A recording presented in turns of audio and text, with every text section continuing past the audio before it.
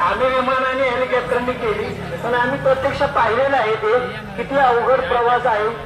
हे आपले डोंगर आहेत, हे डोंगर तरी कॉम्पॅक्ट आहे, तिथले डोंगर विसार आहेत आणि अतिशय आपल्या गाड्याच्या समोर पेरडी कोसळतात. 8-8 तास रात्रभर गाड्या तिथं थांबलेल्या असतात. असा अतिशय खडतर प्रवास. आणि आता फक्त केदारनाथच केला ना, मग केदारनाथ पण अतिशय इतकं खडतर आहे की त्याला आम्हाला हेलिकॉप्टरने तिथं जावं लागलं.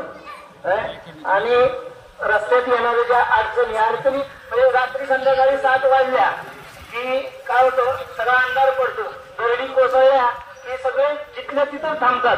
लोकांना प्यायला पाणी नसतं, पण सगळे श्रीमंत आहेत लोक, पण ते कुठं तिथं त्या ठिकाणी मध्येच रस्त्यात दरड कोसळली. सगळा डोंगर भाग आहे हिमालयाचा याच्यातला.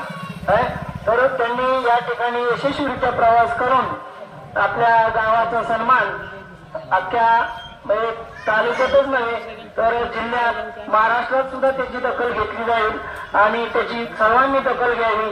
सर्व तरुणांना आता अण्णासाहेब आमचे मित्र यांनी सांगितल्याप्रमाणे अशा लहानसहान यात्रा करत करत एकाच वेळेला असा मोठा टप्पा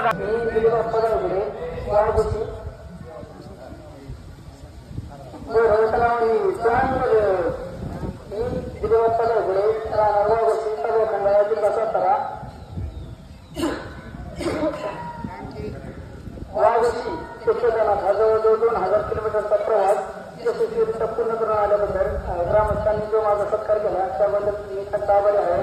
आणि सर्वात प्रथम इंडियन ग्रुप ऑफ वाघोशी यांचा मी आभार व्यक्त करतो, कारण त्यांच्यामुळेच माझं स्वप्न पूर्ण झालं.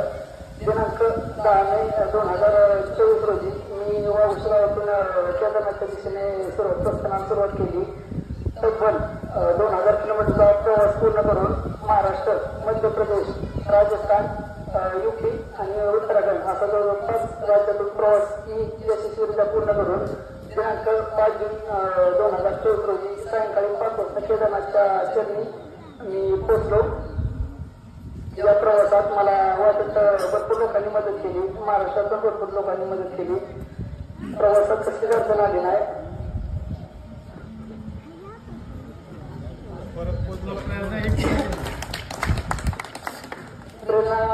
माझं खूप माहिती दिवसापासून स्वप्न होतं की आयुष्यात एकदा तरी केदारनाथला जायचं, म्हणजे गाडीवर जायचं, ट्रेननं जायचं, हे काही निश्चित नव्हतं.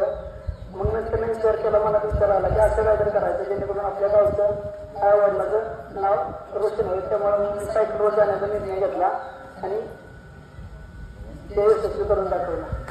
हर हर महादेव.